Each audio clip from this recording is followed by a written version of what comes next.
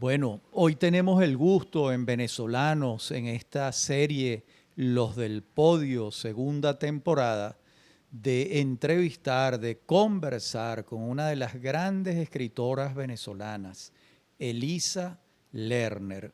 Con ella vamos a recorrer su vida y obra, libro por libro, y los episodios fundamentales de su vida. Te saludamos, Elisa. Muchas gracias por unas palabras muy generosas.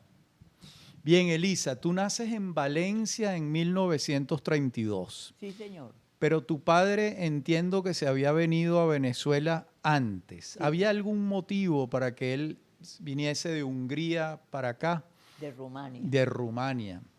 Mi padre llega en el año 29. Recuerda que en el año 29 hay una crisis económica que resultó mundial. Sí, Y entonces eh, el trabajo que él hacía se vino abajo y decidió venirse, no sé por qué, para Venezuela. él se vino primero sin tu madre. Sí, mi madre se resistía, tenía una hija, que era mi hermana Ruth. Mi madre se resistía a irse fuera de Europa, a dejar a sus padres. Claro. De manera que yo nací de casualidad, porque mi madre por fin vino a Venezuela el año 31.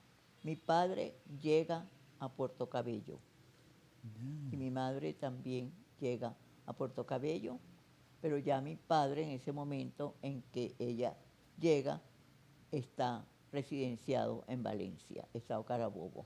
¿Y a qué se dedicaba tu padre allá en Valencia? Bueno, mi padre se dedicaba al comercio Muy bien. junto con un socio de apellido Zuckerman, es lo que sé. Pero mi padre, ¿Judío también? por Puesto. supuesto, y mi padre creo que más bien era un artista que no pudo cumplir totalmente su vocación. En parte sí, en parte no, porque nació en una pequeña ciudad fronteriza de la Besarabia. Digo fronteriza porque en algunas veces la Besarabia era de Rusia y otras era de Rumania. Cuando mi padre nace en Besarabia, en una pequeña ciudad fronteriza llamada Nova Solica, es todavía pertenencia rusa. Y yo creo que él sí tuvo su alma, aparte de judía, rusa. Ya, o sea que tu padre hablaba rumano y ruso y aprendió a hablar español, ¿no? Mi padre aprendió a hablar español porque su trabajo lo hacía en la calle. Mi padre era un hombre que amaba profundamente la música y al comienzo de su estadía en Venezuela se dedicó al comercio, como te digo, pero este socio, a pesar de que en alemán o en yiddish, que es casi lo mismo, que es como un alemán subalterno, un alemán desnutrido o más bien paradójicamente alimentado por los éxodos del judío de diversas localidades, le robó a mi padre parte de dinero y mi madre encuentra a mi padre arruinado porque era un hombre muy poco sagaz para el comercio. Mi padre finalmente, en los últimos años, durante muchos años fue cantor de la sinagoga. Porque yo En creo que Valencia, desde Caracas, ya no en recuerdo en Caracas. Valencia porque yo era muy pequeña. Ya. Y además tenía una mano muy hábil de artista, era un artesano muy sensible. Ya. Y si tú vas, creo que ahora nadie se atreve a ir al antiguo cementerio judío, verás que muchas lápidas fueron grabadas por mi padre. O sea, Oye. que yo vengo de una escritura se puede decir, medieval, Ya. la que se escribe en las lápidas de los cementerios judíos. Claro que él se dedicó también al principio al comercio, un comercio muy volátil, que vendía, digamos, cuadros de Cristo, de lo que le pedían, porque tenía un pequeño negocito en nuestra casa, una de nuestras primeras casas en Caracas. En San Bernardino, No, primero No. vivimos en el centro de Caracas. en el centro. San Bernardino en mi infancia era una hacienda de caña de azúcar. Claro, de la familia San Folmer. Bernardino Sí. se vuelve una urbanización más o menos en el año 43. Sí, Sí, es así, es así. Y ahí es cuando ustedes se mudan del centro de Caracas a San Bernardino. unos años después. Sí, Porque mi padre, ahí había una lucha, así como la hubo de que mi madre no quería irse para América, digamos. sí. Mi padre adoraba el centro de Caracas, Ah, qué pero bien. mi madre ya quería mudarse para San Bernardino, donde ya había digamos, una respetable comunidad judía. Claro, Pero el centro, tal como lo recuerdo en mi infancia, era de una gran belleza. Creo que sí había pobreza, pero quizás porque yo era una niña y no entendía los inmediatos sufrimientos de unas pobrezas extremas. claro. Siento que era una ciudad luminosa, que tenía algo de una Madrid tropical. Qué bonito eso. Y tú estudiaste el bachillerato en el Liceo Andrés Bello. No, yo estudio en el Liceo Fermín Toro, Toro. los primeros 4 años, Ujú. porque el Fermín Toro quedaba, cuando yo comienzo, en la esquina del Reducto. Sí, Y yo vivía, eso en el año 45, precisamente como al mes o menos del mes tiene lugar la Revolución de Octubre. ajá. Y el liceo quedaba en la esquina de Reducto a Municipal. Tú tenías Y yo 13 años apenas en Sí. ese momento. Ajá.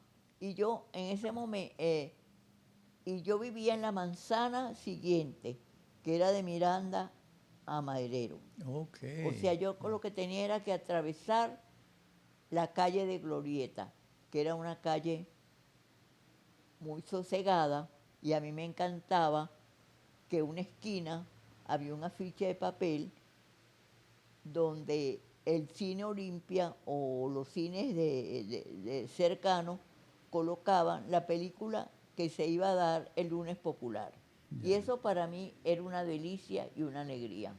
Y en el año 1950, cuando ya tú tienes 18 años, te has graduado de bachiller, entras a estudiar Derecho en la Universidad Central de Venezuela. Sí, yo termino en el Liceo de Aplicación. Ajá, en el Ese año Paraíso. fui muy feliz porque había muchas huelgas en el liceo y yo era muy amiga de toda la gente que se destacaba en el liceo porque ellos me consideraban que yo era, parece mentira, muy dinámica para la vida cultural. Ajá. Y entonces me agasajaban, eran muy amigos míos, pero a mis padres les preocupó que yo entrara en ese mundo caótico de las huelgas estudiantiles y me pasaron al liceo de aplicación donde yo fui profundamente feliz. Y hay recuerdos de esos momentos en mi novela La señorita que amaba por teléfono, que en Claro. parte se desarrolla en el Paraíso, Sí. porque como yo vivo en San Juan, muchos de los paseos también eran a la plaza Madariaga. que ahora se llama Madariaga, y Páez, ¿no? También. que yo adoraba, Sí. y hablo de ella, y toda la avenida principal del Paraíso, claro. que conocía muy bien, sí. O yo creía que conocía muy bien. Pues seguro que sí. Y cuando ya entras en la Universidad Central, la Facultad de Derecho ya estaba en la ciudad universitaria. No. Estaba todavía en el centro de Caracas. Sí, yo pertenezco a la última generación que tiene la felicidad Ajá.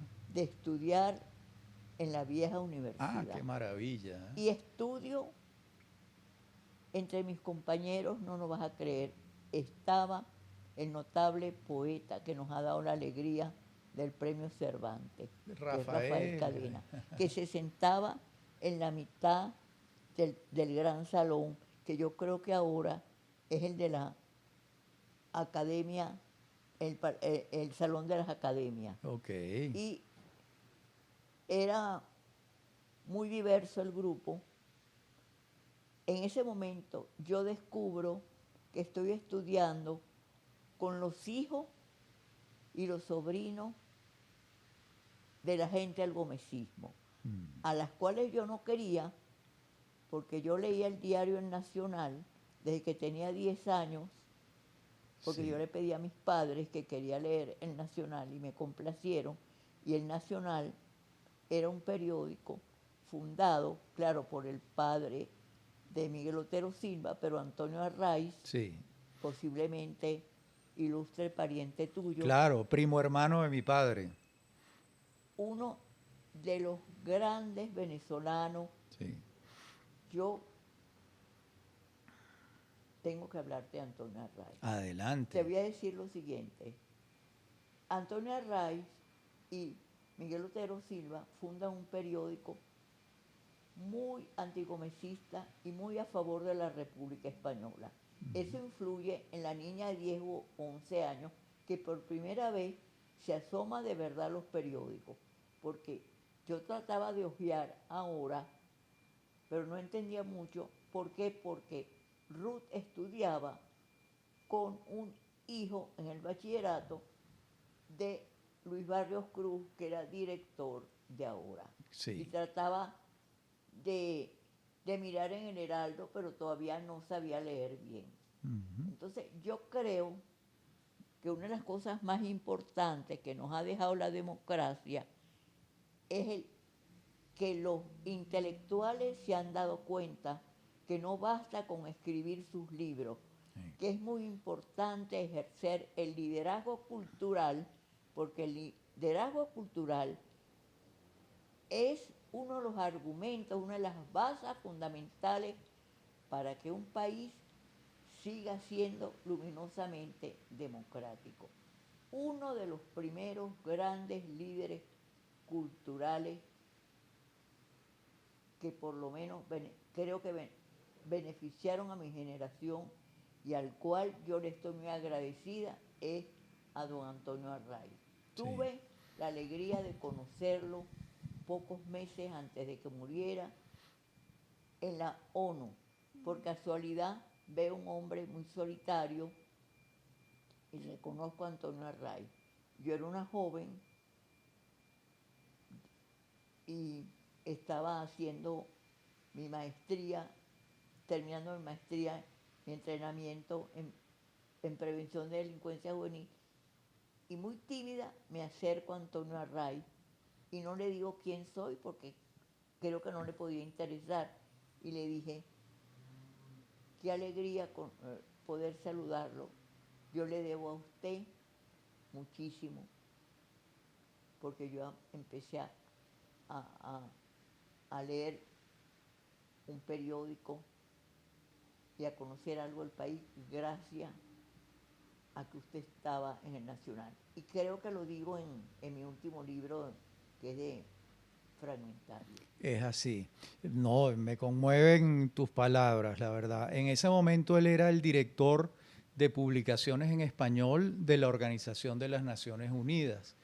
Ese puesto se lo había ganado por concurso. Él se había ido de Venezuela en el 48, Decepcionado. muy decepcionado Sí. con el golpe contra Gallegos. Así es. Sí. Y se fue a vivir en Nueva York y allá murió en 1962. Ese mismo año. Ese mismo año. Ese mismo año, 62. 62. Ahora, volvamos a ti. Tú te gradúas de abogado, formas parte del grupo Sardio, eres la única mujer integrante del grupo. Y entiendo que ocurre un hecho importante en tu vida, que es la muerte de tu padre, que coincide con tu viaje a Nueva York. Así es. Y yo tengo, leyendo tu vida, he leído toda tu obra, escribí el discurso cuando se te otorgó el doctorado honoris causa de la Universidad Metropolitana. Yo tengo la sensación que ese es un momento para tu psique fundamental. Muchísimas gracias. Sí. Que no te he dado las gracias por la emoción que no nos habíamos visto hace tiempo, por esas palabras tan No, hermosísimas. con muchísimo gusto. No merezco del todo. Bueno, en todo caso, tú tienes ahí una especie de quiebre porque no solo muere tu padre, sino que te vas a vivir a Nueva York. No voy, estoy en Nueva York 2 días. Conozco a un primo Ajá.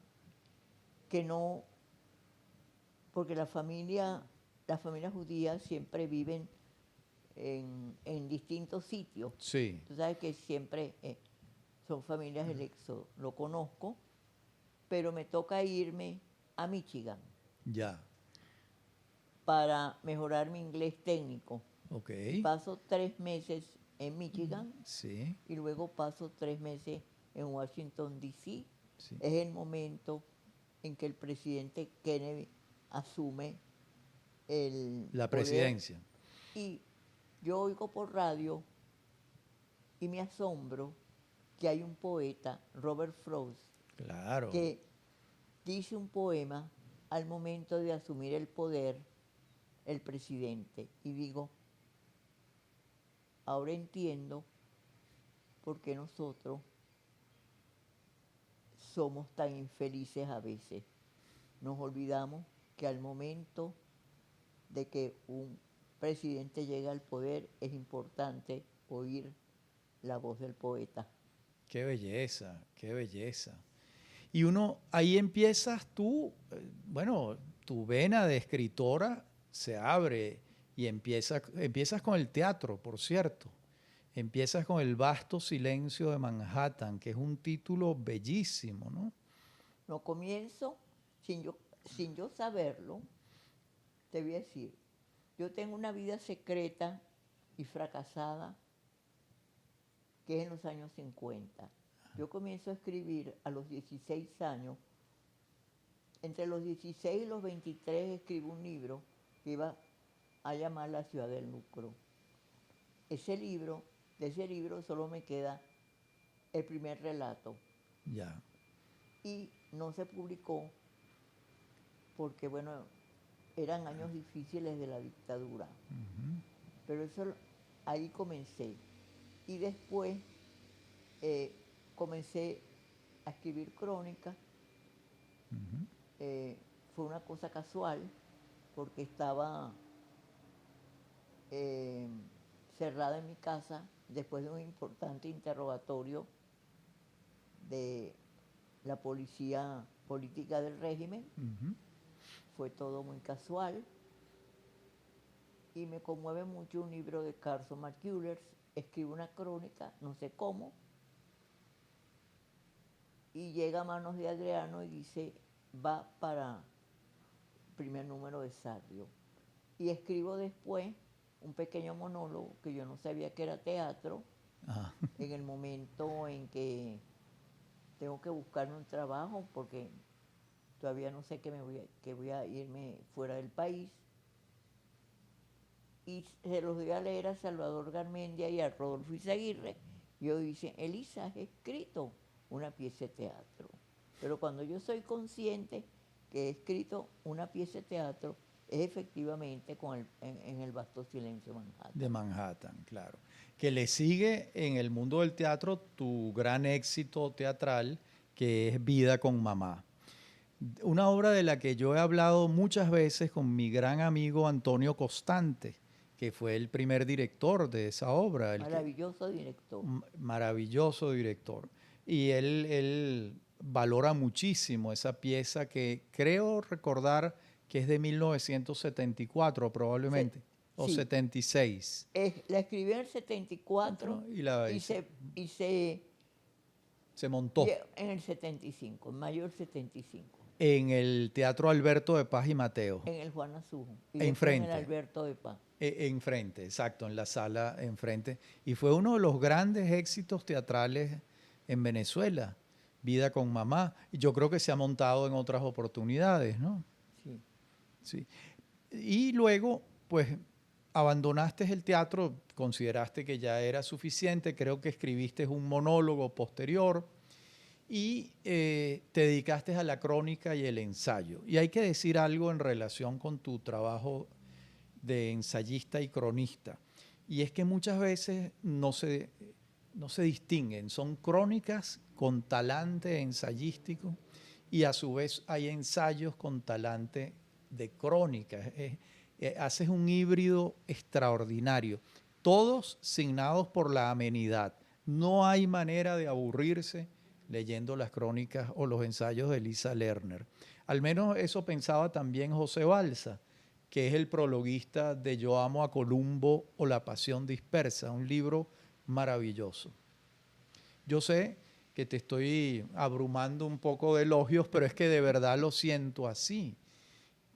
Son unas crónicas y unos ensayos muy sabrosos de leer. Además, uno nota en ese momento que te has sumergido en la cultura popular norteamericana.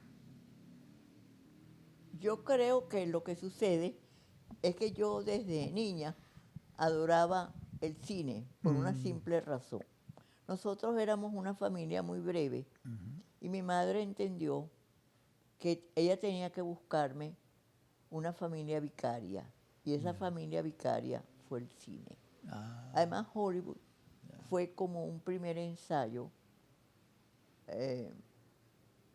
muy glamoroso de lo que sería después el Estado de Israel, porque ¿quiénes hacen Hollywood? Una serie de gente como los Goldwyn Mayer, como Claro, los Selznick, claro. gente del mundo judío. Sí. Y entonces yo no entendía mucho y mi madre me decía, por ejemplo, mira, este es Paul Money, esta es Luisa Reiner, esta es Mirna Loy, son judíos como nosotros. Me daba a entender que nuestra familia era breve, pero no tan breve que en el mundo Había muchos. teníamos parientes, tenemos gente próxima de grandes vocaciones bellas que hacían feliz a la gente.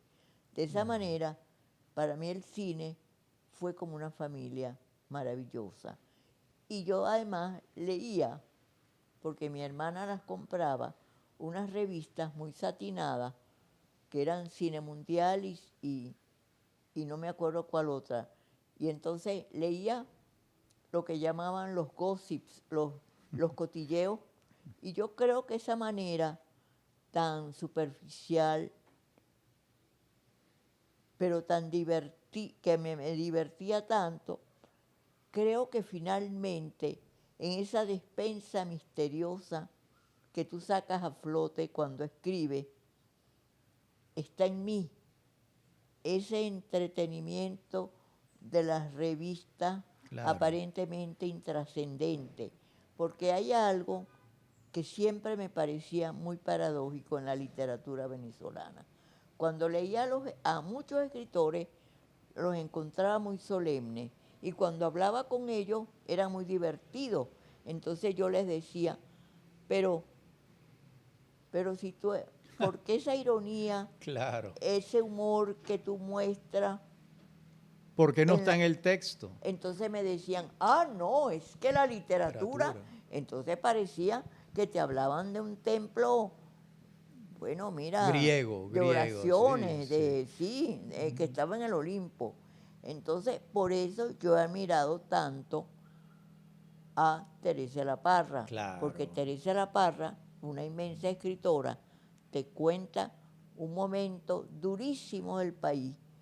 ¿Y cómo lo cuenta? De una manera deliciosa, divertida, como una aparente historia de amor que finalmente fracasa, porque finalmente el fracaso del país es un escritor sincero que está contando algo muy terrible sobre el país, tiene que aparecer aún en medio de las delicias de la escritura.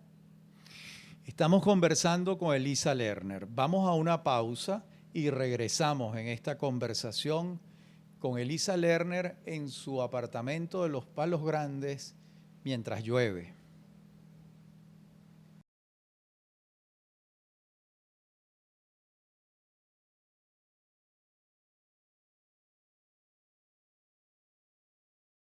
Seguimos nuestra conversación con Elisa Lerner. Elisa, ¿y esa casa en la que tú creces entre Valencia, el centro de Caracas y San Bernardino, en qué lengua hablaban? ¿Cómo fue que tú llegaste a dominar el español de esta manera como lo dominas? Bueno, ojalá que lo domine, porque yo creo que al escritor o al que pretende serlo le pasa lo mismo que al cazador,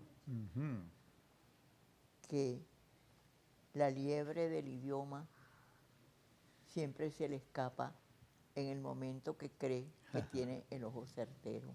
Ya. Entonces, mi madre, yo recuerdo que vino de Rumania con 2 libros, me interesaban los libros. Una Sí. edición muy bella de La Montaña Mágica, que debe ser del año 28 o 29, en color naranja. Sí. Ahora entiendo por qué, por ejemplo, los libros de la Sudamericana, mucho, por ejemplo, la edición que yo tengo de Mrs. Dalloway, la primera, de Sudamericana es también en color naranja, porque las ediciones alemanas, creo que de la Verlag, Sí. eran de ese color. Ya. Y de un papel seda precioso, y un libro más modesto, pero como en tela dura, Sí. de los cuentos de Grimm, que era para mi hermana Ruth, que era Ruth. una niña de 3 años y medio, en letras góticas. Pero recuerdo que a mí no me gustaba tomar leche y mi madre me cantaba unas cancioncitas en alemán. Y en un momento dado dejó de hablarme en alemán y yo sentí un gran vacío. Yo veía que Ruth se aprendía de memoria los poemas de Antonio Arraiz, ese sobre Venezuela, los de Miguel Otero Silva, los del Niño Campesino, los de las grandes poetas del sur, los poemas de Antonio Machado, los de García Lorca, Rubén Darío, por supuesto.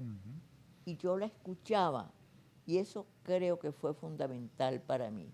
Ya. Y ella los decía en los actos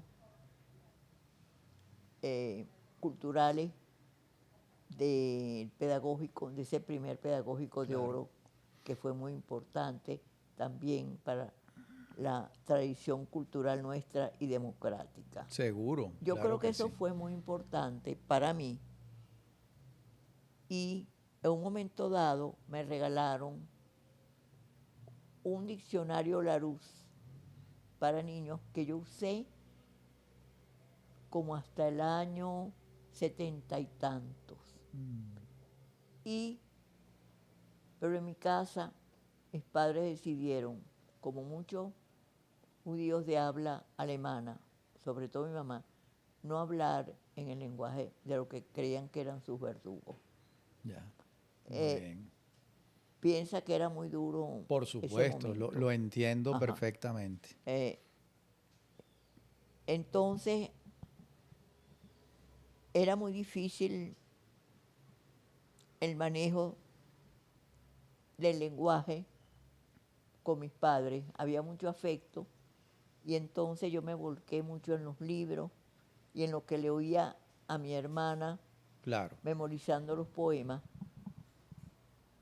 Y yo tuve unas maestras maravillosas en la parroquia de Santa Teresa, de Cipresia Velázquez, unas maestras extraordinarias que yo creo que si yo no hubiera ido a la escuela secundaria, ni hubiera estudiado Derecho, o no hubiera hecho una maestría en Estados Unidos, no hubiera pasado nada. Igualmente, a lo mejor hubiera escrito igual. Ya. por esas entonces, maestras en la parroquia Santa Teresa. sí, sobre Elisa, todo vol- Olga Costa, que fue sí, también maestra de Ruth y anteriormente, unos años antes, de Sofía Inver muy y bien. Amalia Romero, que también yo hice mi, mi compañera de infancia fue Marianne Becker. Entonces, que nada era muy, muy, menos, muy brillante y mucho, mucho más, incluso más estudiosa que yo. Yo lo que pasa que el simulacro era que mi mamá me compraba la revista Viliquen, como claro. de alguna manera para regalarme el no complacerme en seguir hablándome en el en el idioma que había sido materno en nuestro hogar. Pero me compraba Viliquen y la revista Viliquen hizo mucho por mí. Tanto que en un momento dado se lo oído decir a Vargas Llosa, yo quería ser una niña argentina, porque me encantaba esas, yo no conocía muy bien la botánica venezolana y entonces me encantaban esos árboles que aparecían En la y revista el Bilic. adoquinado de las calles, exacto. Claro. Volvamos a los años 80, que empiezas a publicar tus libros de crónica, Carriel número 5, después vienen las crónicas ginecológicas. Y hay un momento en tu vida interesante, importante, y es cuando te vas a vivir a Madrid. Simón Alberto Consalvi te nombra agregado cultural Consejera, con pues, Enrique Tejera, sí, París. sí. Y allá pasaste 5 años, creo que coincidiste con los años que también estuvo Adriano González León en la No, embajada, con Salvador Garmendia. con Salvador Garmendia. ¿Cómo fueron esos años en Madrid? ¿Escribiste? ¿De allá trajiste algunas ideas? Bueno, eh, creo que aprendí realmente el español, Ah, qué bien. porque aprendí el español de Castilla, porque creo que nosotros, los venezolanos, no nos dimos cuenta que con la independencia, que fue muy rápido, desaparecieron los españoles de Venezuela. Y por un siglo, los españoles de España Sí. no vivieron Aquí. en Venezuela, cosa que no pasó, por ejemplo, en otros países.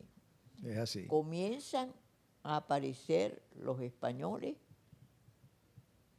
porque el hay una siglo guerra XX, claro. civil en España y Sí. generalmente los primeros que vienen son los venezolanos que estaban en Madrid sobre todo, porque mi papá se hace amigo por asuntos de trabajo de un hombre muy interesante, Ramón Zapata, que hace un conjunto lírico infantil muy protegido por López Contreras, porque la gente no reconoce que López Contreras ayudó muchísimo a un cambio de corazón civil, como diría yo, para el Claro. destino del país. Es así y Creo que ha además, sido el militar sí, con más corazón civil que ha tenido el país para el bien de los venezolanos. y además le dio la entrada al Caribia y al Königstein, Sí, que barcos así es. con muchísimos judíos que han sido extraordinarios constructores de este país. Claro, no pasó Sí, como lo que sucedió con lo que cuenta Padura sí, en Herejes, sí. que nos dejan entrar a un barco lleno de judíos y terminan muriendo, porque Así nadie es. los recibe. Aquí López Contreras les abre las puertas. Yo creo que López Contreras Sí, ha sido uno de nuestros grandes presidentes del país y te diré que cuando él iba, me imagino que él iba el 5 de julio al Congreso, pasaba por nuestra calle, me imagino que un Cadillac, una de esas carrozas sí, negras, y mi mamá y yo estábamos en lo que llamaban el portón y había una cosa como si detuviera un poco el coche para saludar a mi mamá. Yo me Bueno, decía, ¿por qué será eso? Claro, porque veía en ella una europea que se estaba incorporando, ella y su familia, al país. Y fíjate que nunca lo recuerdo con el kepis que él había usado, sino que me da la impresión que era como un académico de la lengua o de académico de la historia que estuviera saludando a los venezolanos qué bonita a su imagen, paso. muy bonita imagen, Elisa. En los minutos que nos quedan, hay otro momento muy importante en tu vida y es cuando decides recoger o publicar relatos y después novelas, que era algo que quienes tenemos muchos años leyéndote no esperábamos y fue una extraordinaria sorpresa. Cuéntanos, eso cómo lo de los relatos yo lo veo como una continuación en alguna medida de la escritura de las crónicas, pero la novela ya es otro tema. ¿Cómo surgió eso? Yo te voy a decir, yo había escrito una primera novela, pero se desarrollaba en Nueva York. Y todos los personajes eran neoyorquinos y había un japonés. Ajá, Y conozco en los inicios de Monte Ávila a Rodríguez Monegal, no claro. recuerdo si por Consalvi alguien le dice, esta es Elisa Lerner. Él, no sé por qué, tuve la suerte, se interesó en mí, le dijeron, ella es escritora, y me dijo, quiero leer algo Suyo. suyo. Entonces yo le leí, me acuerdo que en el Frisco, que era un lugar muy grato, Claro, que se lo llevó el metro, sí. le leí unas páginas de un libro que yo había titulado Un domicilio antes del viaje. Él quiso hacerme un gran regalo y habló belleza del libro. Recuerda que era un inmenso crítico. Y eso fue malísimo para mí, porque varias personas quisieron que yo les leyera parte del libro. Cuando les leo, algunos se callan, otro me dice, me gustaría escribir esas bellezas, pero me dan a entender que no está el país Para y eso. que ya yo he escrito una pieza que es en Manhattan. Entonces siento una gran culpabilidad y quedo paralizada, igual que Ítalo Esbebo cuando después que publica Serenidad, su segunda novela, no vuelve a escribir nada porque no recibe ninguna noticia a favor ni en contra, hasta Sí. que conoce a Joyce. Y Ya. entonces escribe su obra maestra. Ujú. Entonces, creo que yo no hubiera escrito estas novelas si no hay un cambio histórico en Venezuela Claro, como el que ha habido. como el que ha habido. Sí.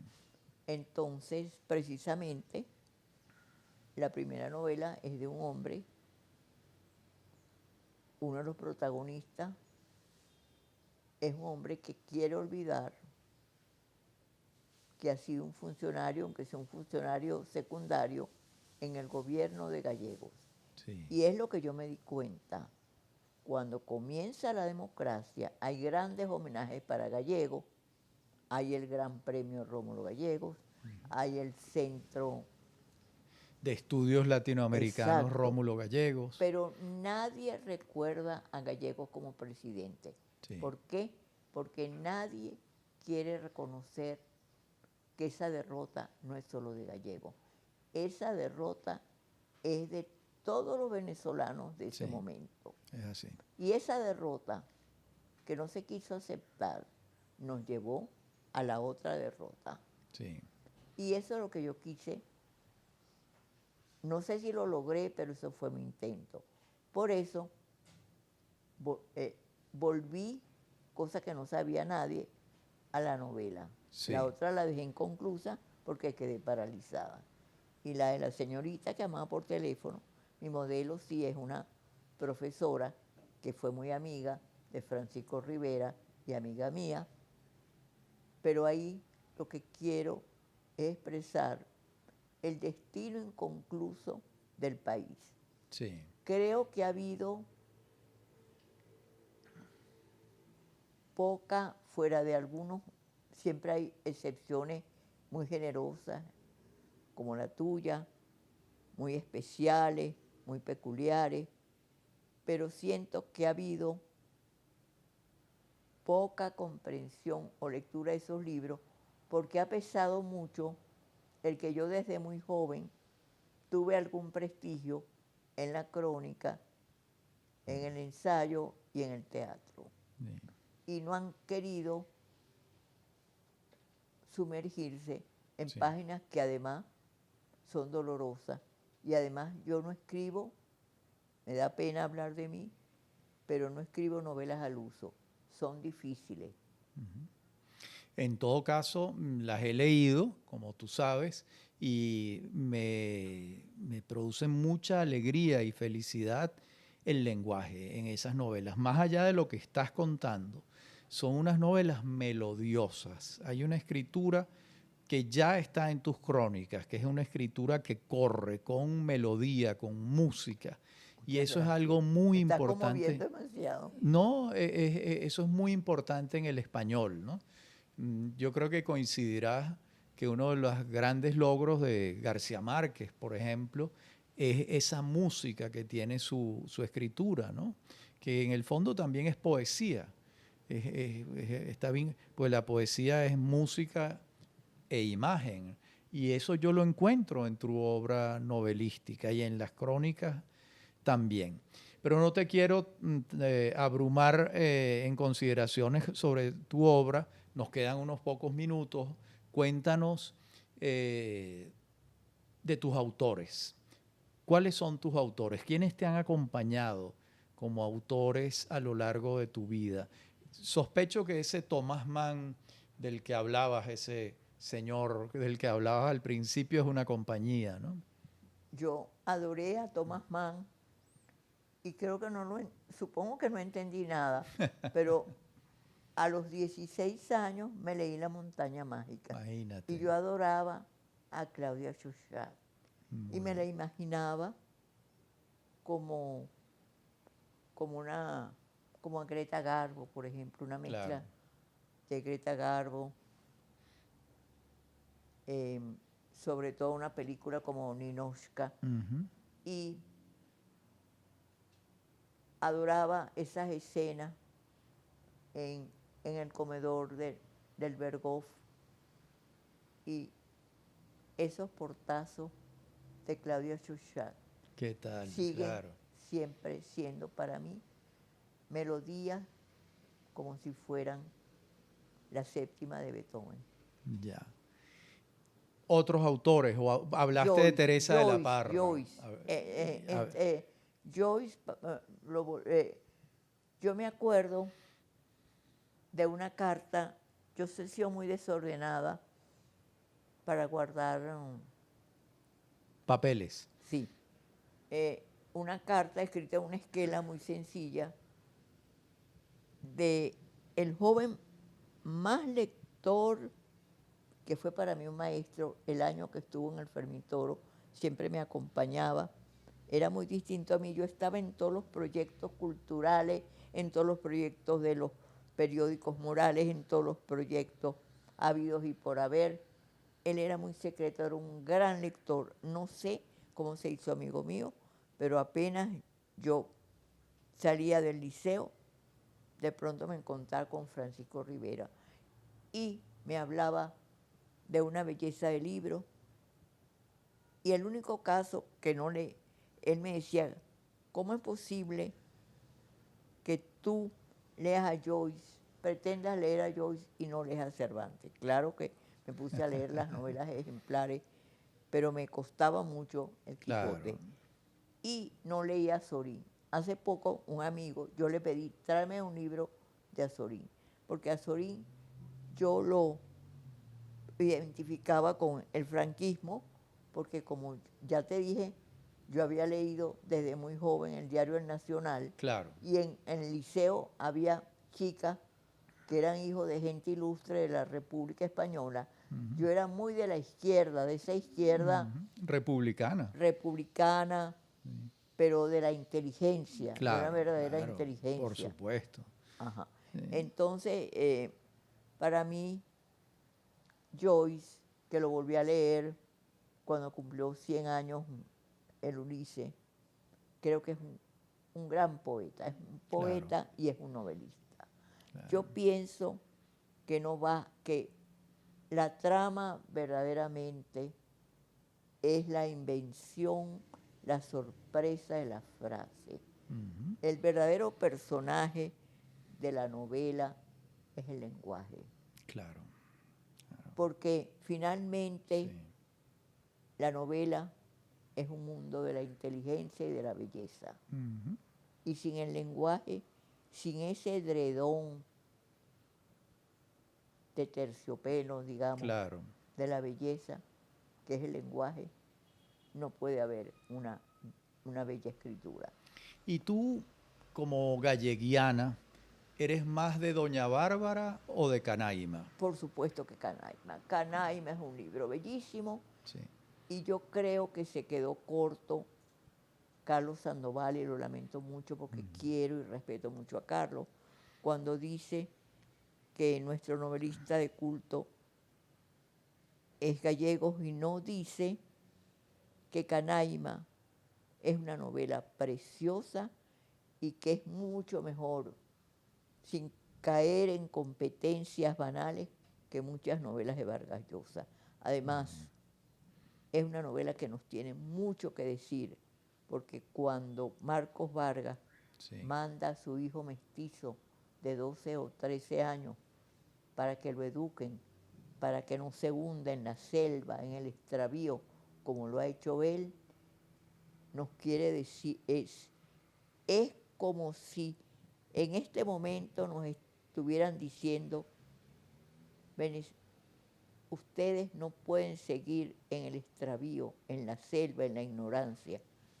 Tienen que luchar por la educación, por los libros, por la inteligencia, por lo que haga de Venezuela un país para la trascendencia y para la felicidad. ¡Qué y belleza! Ese mensaje de Gallego es dolorosamente y sangrantemente vigente. También creo que olvidaron cómo es posible que se olvide a Teresa de la Parra. Teresa de la Parra es una enorme escritora. Sin duda. Y ninguna puede compararse a Teresa de la Parra. Además, en ella está una sustancia venezolana y al mismo tiempo universal. Nosotros no hemos sabido hacer llegar, creo que nos ha faltado como o habilidad o generosidad para hacer conocer quiénes son los verdaderos fundadores de nuestra letras contemporáneas. En ese agujero de terror que fue el gomecismo, tuvimos 3 luminarias inigualables: Gallegos, Teresa de la Parra y José Antonio Ramos Ucco. Totalmente de acuerdo. Bueno, y con estas palabras de Elisa Lerner que me conmueven, hemos terminado esta conversación. Es una lástima porque hubiéramos podido pasar varias horas más conversando con Elisa, pero ya habrá oportunidad, Elisa, de hacer otro programa. Muchísimas gracias por habernos recibido en tu casa. Siempre ha sido mi amigo y además tuve la dicha de una reunión de Juan Liscano, gran venezolano, Sí. el mejor poeta que ha escrito sobre el amor en Cármenes. Sí. Conocí a tu padre y me dijo unas palabras inolvidables sobre Ida Granco. Sí. Que ella era una escritora que dominaba varios géneros. Yo adoraba a Ida desde mi infancia y la casualidad ha hecho, aunque yo no soy una poeta, me he ido de género en género, quizás buscando en una piedra la belleza del diamante. Vale, qué bonito. Hasta aquí nuestro programa de hoy, Los del Podio, segunda temporada en Venezolanos por Unión Radio.